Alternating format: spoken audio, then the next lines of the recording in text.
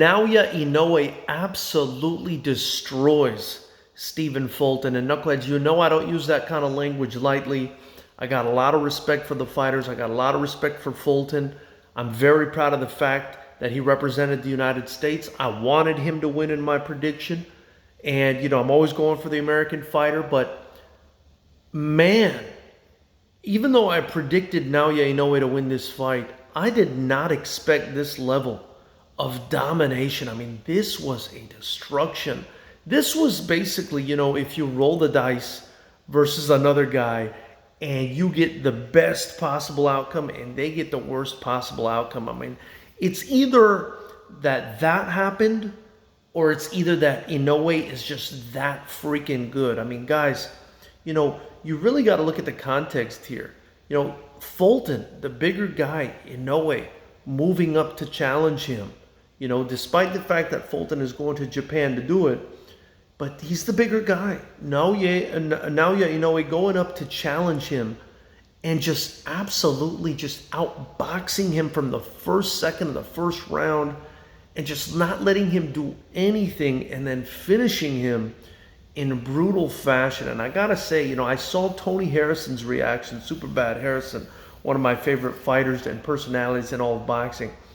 And he said, I don't see anybody as sharp as this guy. And I gotta be honest, I've gotta be forced to agree with Tony Superbad Harrison. I mean, who is as sharp as Naoya Inoue right now? I have not seen a performance that sharp and that absolutely surgical in a very long time. I mean, his understanding of range was impeccable. His jab was beautiful. His timing was crazy. His defense, I think a lot of it had to do, and you guys know I'm big on boxing geometry. Shout out to Coach Derek Collinsworth.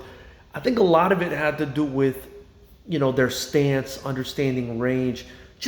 I think maybe it's technical, but maybe it's biomechanics. Inoue just stands right, man. He's a back-footed fighter. He steps on the front foot when he needs to, but he's basically a back-footed fighter. It really helps him with his range. He fought taller, right? He fought taller than Fulton, taking away his height advantage because Fulton's base was so wide, and Bradley brought that up during the fight.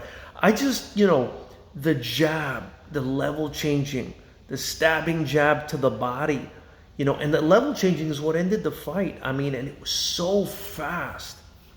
You guys, this guy's such a problem, right? Because his technique is so good, and then you combine that with ridiculous speed, athleticism, power punching in both hands. He could finish you with both hands, and an ability to take a punch.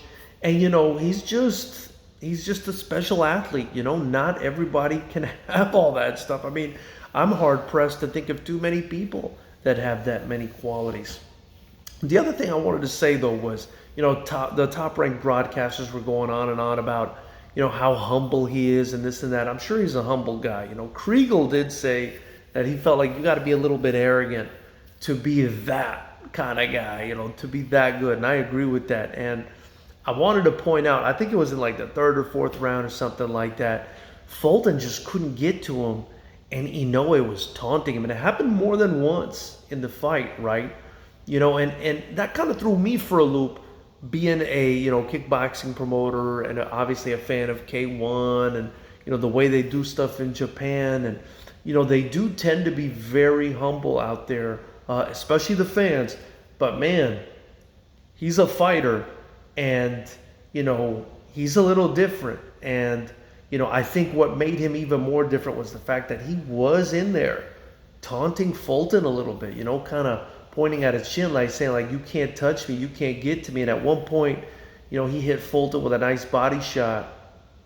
And Fulton, made a motion like, hey, that kind of sprayed low. And Inoue was like, yeah, right, that wasn't low. He kind of did a head tilt to the side like, bro, get out of here with that. I just got you good. So, he's a guy with incredible ability, personality, and just the skills. That's what people want to see, man. They want to see a guy that just goes in there and gets people the heck out of there, and nobody gets people the heck out of there like the monster, man.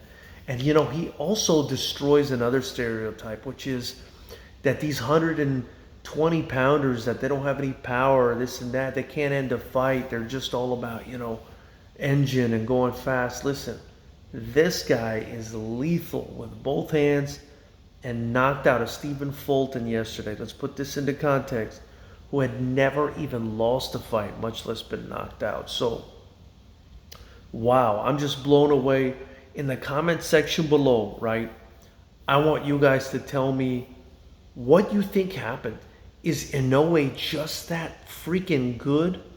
Or was Fulton just happening to have a horrible performance, and Inoue just happened to have a fantastic performance? I want to say it's the former. I want to say Inoue is just that good. And, you know, if you got him at the top of your pound for pound list, you know, I can't even blame you at this point, man. I know Terrence Crawford and Errol Spence will clear that up on Saturday. But man, I can't even argue with you if you've got the monster on top. Let me know what you think in the comment section. Like, comment, subscribe to the channel, join the channel, help me build. Get your Fighters Rep merchandise in the link below. And be sure to come check out Fighters Rep 19 on September 9th. Tickets on sale at FightersRep.com. See you guys soon.